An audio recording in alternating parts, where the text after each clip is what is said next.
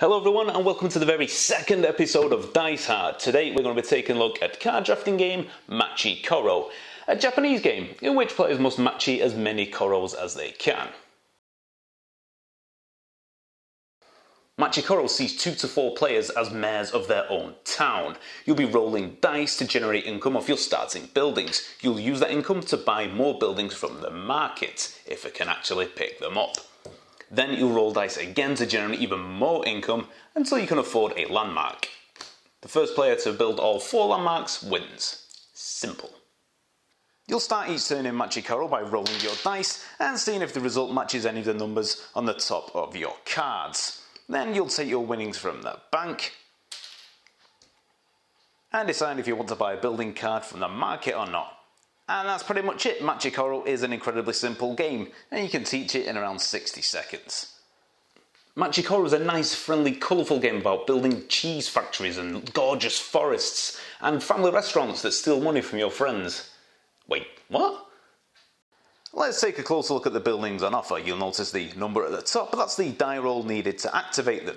The number in the bottom left is how much it costs to buy, and some of the buildings have certain synergies or special abilities written on them. Like this cheese factory here earns more money the more cattle ranches that you own.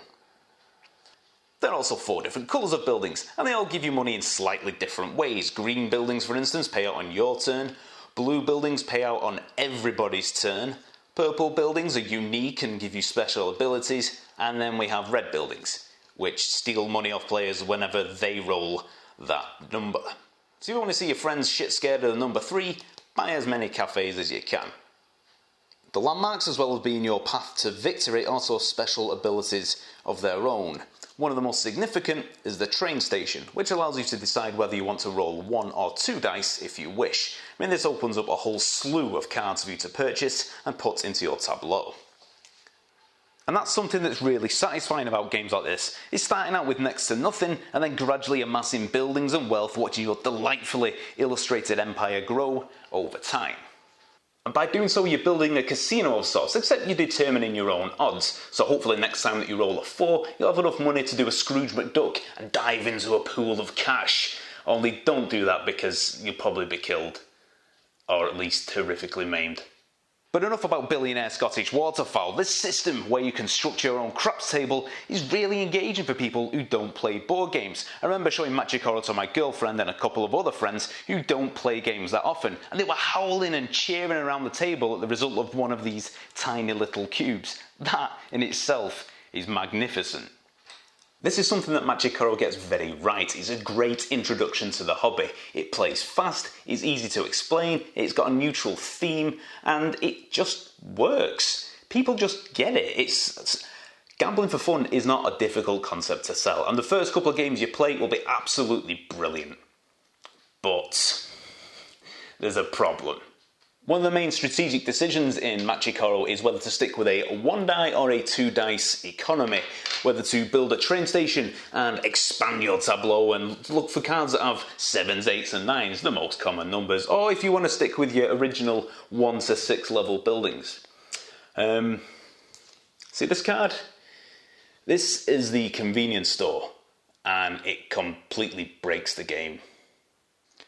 You see, it costs £2 and pays out £3 whenever you roll a 4. If you have multiple copies of this and combine it with the shopping mall, which makes your stores generate an extra coin, you've got a 1 in 6 chance every turn to potentially grab an unassailable lead. Every single game of Machi Koro I've played has been won by whoever has bought the most convenience stores. And if you're an experienced board gamer, or you play games regularly anyway, as soon as you notice this, despite its gorgeous artwork and its ability to spellbind people who aren't actually into tabletop gaming at all, it does lose its spark, unfortunately, which is a great shame because in many ways it's the perfect gateway game into tabletop gaming. It looks great, it's dead easy to explain, and it plays really, really quickly. So unfortunately there we go. Machi Koro is decent, but it's just not great. There's no longevity here. So can't really recommend it unless you are trying to drag people into board gaming. Then it is a good armament to have in your arsenal. Or alternatively, you could link this in with a game of King of Tokyo that we looked at last time. and you could pretend that you're all just kicking the shit out of the winner's town. Just a suggestion. I'll see you next time.